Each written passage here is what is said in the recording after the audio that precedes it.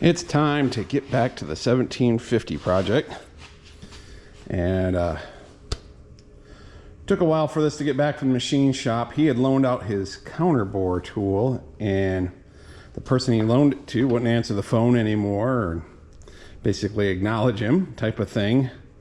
So I finally said, go ahead and just do the rest of the stuff. He checked the line bore, that was good. Took 5/1000ths off the top of the deck here.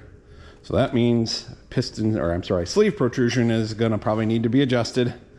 It was 5/1000ths before with a 2/1000ths shim underneath. And I think what happened is all of them had a shim except for number 5 where it was leaking. The shim under number 2 had degraded pretty bad. And I think that's probably what happened to number 5, is that shim, just after years of impacts from detonations, I think they're stainless steel, but one way or another, that just got beat up and gone, and that let that sleeve sink about 2/1000ths. And then just looking at the machining where he cleaned up, you know, this is pitting that was between the head gasket, so it doesn't really matter. But I would almost say, you know, there's more cleaned off here than in this middle area. So the top of the deck might have been just a little warp. I wasn't picking it up with my straight edge, but yeah, there's pretty good corrosion right there, but not where it counts. The sealing area is still fine. It would have taken quite a bit more to clean that part up. So I'm gonna say between a slight warpage on the deck, a deteriorated sleeve shim that just got everything out of whack, and boom, you got a leaky head gasket. So what we need to do now is I need to go through and make sure these counterbores are clean, and then I'm going to insert new sleeves in and measure their height and see where we stand on, you know, my guess is something's going to have to be machined. I'll also want to check these dowel pins. I've heard of before, when you knock that much off, that they'll bottom out in the head, and then the head can't come down all the way. So may have to take a little off the top of those or something. But that's, you know, part of the process. Part of the process. But I think, you know, we'll have a much cleaner surface. I know we will. I say, man, there was some pretty good corrosion between the head gasket. There's no gasket at all in this area right in here. So, you know, it's not going to affect sealing, but it also lets crud and stuff in there where it can pit it up more. And then the fuel filters are right in here, so they kind of block from washing. Not that you're really going to get in there. Well, let's get started, and we might as well start at the front with number 1. Now, like I say, first I'll make sure they look pretty good, but just make sure there isn't any doodads hanging around in there. Take like a pick and clean right in that corner of the cut so that everything seats down in there good.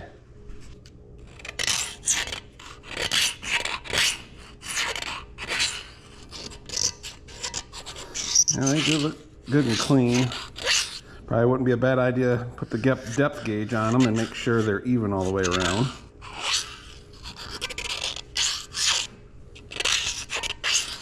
This block has had sleeves put in there for the O-ring lands, and they're good and real good shape, so we don't have to worry about that. Just a little emery or something to clean them up.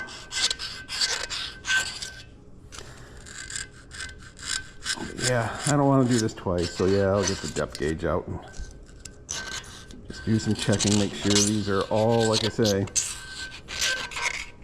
not just equal from hole to hole, but from side to side.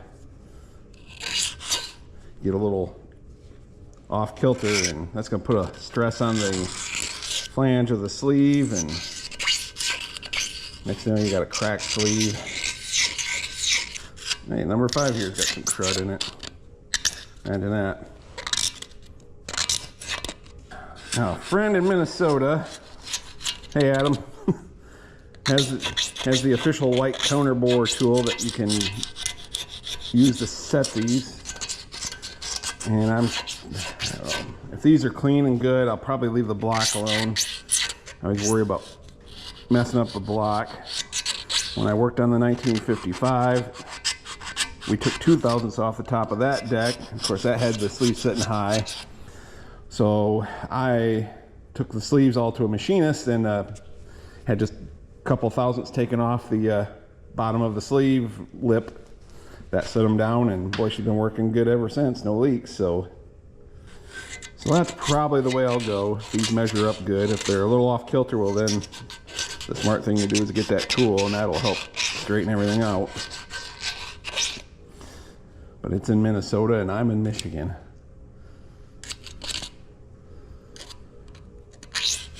And I already talked to the machinist that did the sleeves the last time. He said, no problem, bring them on over.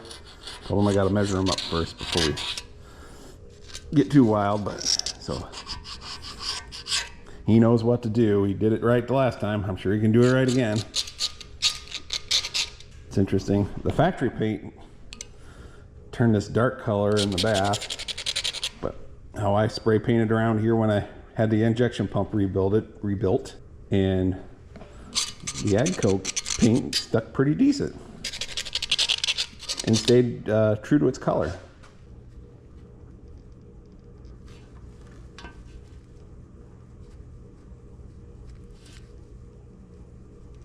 Oops.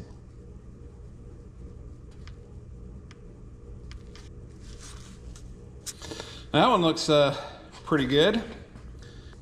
You see, I'm not looking for the actual depth per se. I need to combine, but I just want to make sure the depth is the same all the way around.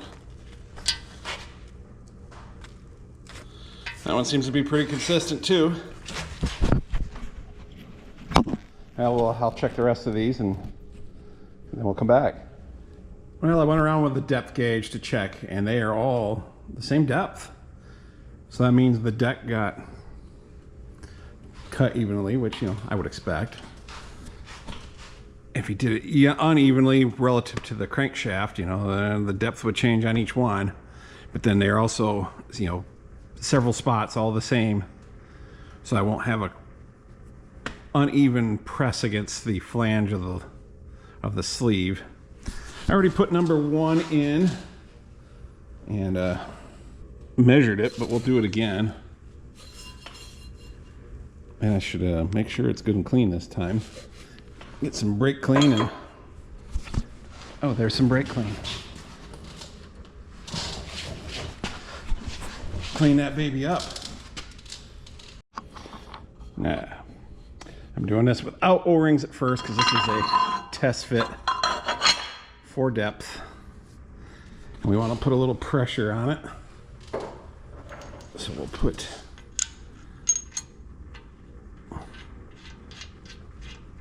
this bolt here and another one up here, and just you know, make sure it's held down good so we get an accurate protrusion. A little bit of pressure on it. Nothing like what's going to be on it when the head's cranked down. I believe it was Mike Jensen told me to get one of these, and he was right. Because you can just set her on there. It's so much easier to check your sleeve protrusion. I'm trying to remember what style this is called, but it's this. So I can put it on there and just turn it down until it catches.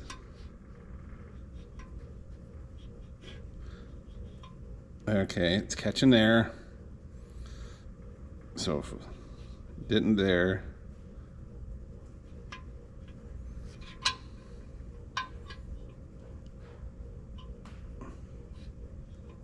so right about there, and that is showing me 9 thousandths.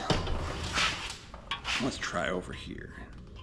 I can feel it just rubbing there. 9, so that's also 9 thousandths, unless it's moved on me.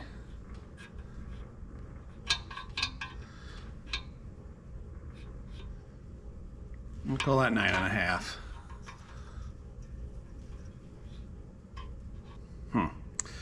Does seem to be about a half a thousandths higher on this corner over here. Maybe what that'll do is loosen these both up.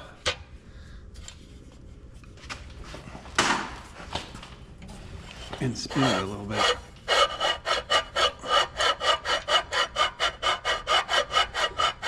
Then hopefully if there's any little, particulates of crud that I missed, it might work their way out.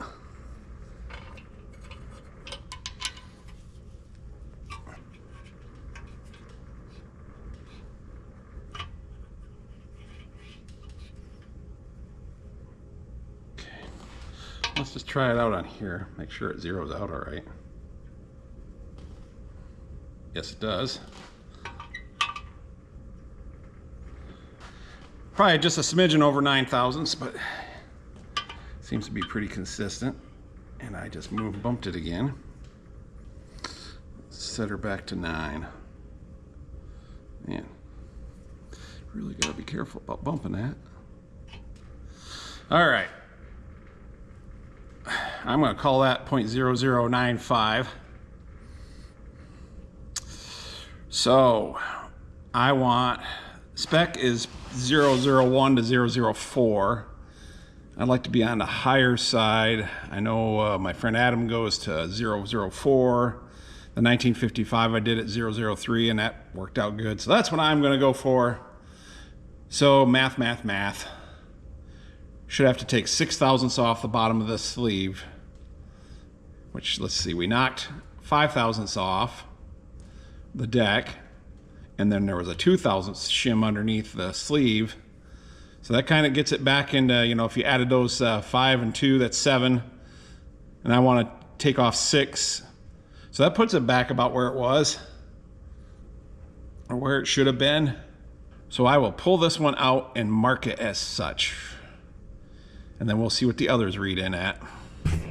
Well, consistency is key. And this one was coming out at about 9.5 thousandths. So maybe I should take 6.5. I think I had him take off 2.5 thousandths on the 1955 ones. He said no problem, which a good machinist will, I'm guessing. But I guess we keep going. I'll mark this one as number 2, and how much needs to come off. Number 5 is standing 1/1000th taller than the other 4 ahead of it. That could just be in the sleeve itself, because like I say, the depth gauge showed good. So we'll knock 7 thousandths off that one. Oh, it's been at least a couple of weeks since I've worked on this. Did other projects like the 1850, which is now cabless. You might have seen the corn picker in the background earlier. But this kind of started making me pull my hair out when I got to number 5 and number 6.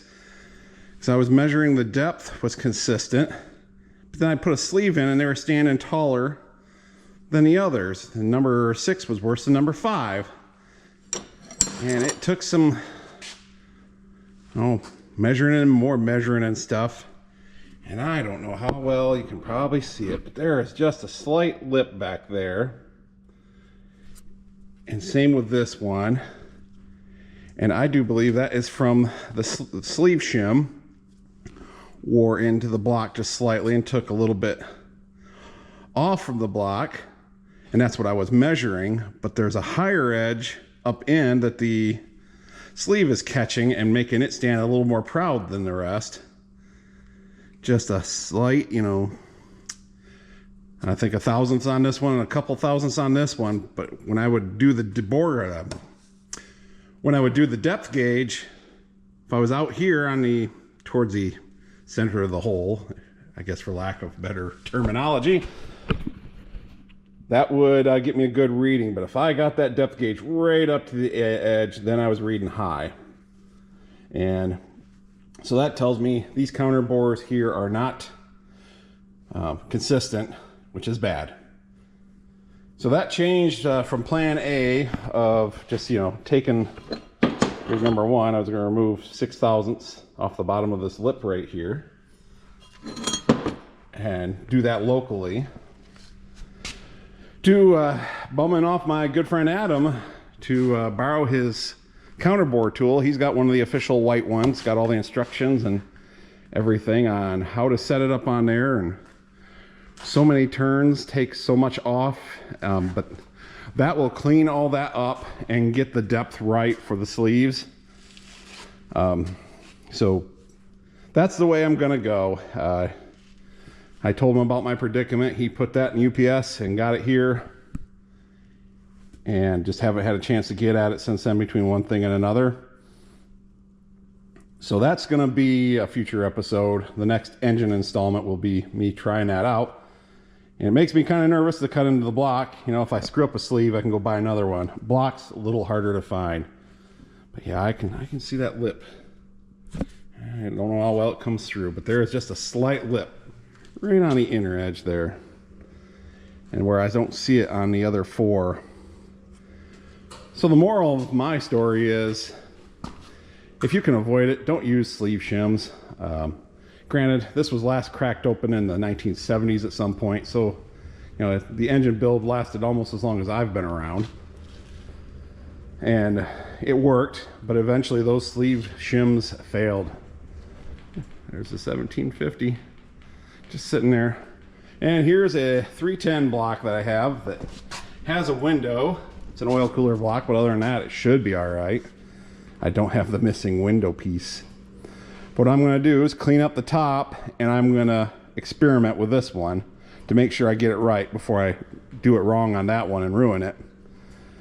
So that will be the first step, is getting that tool out, cleaning this up, put a sleeve in, measure its protrusion, then put the tool on and take off, I don't know, 1 or 2 thousandths, put the sleeve back in and see if I did it right and even and all that good stuff.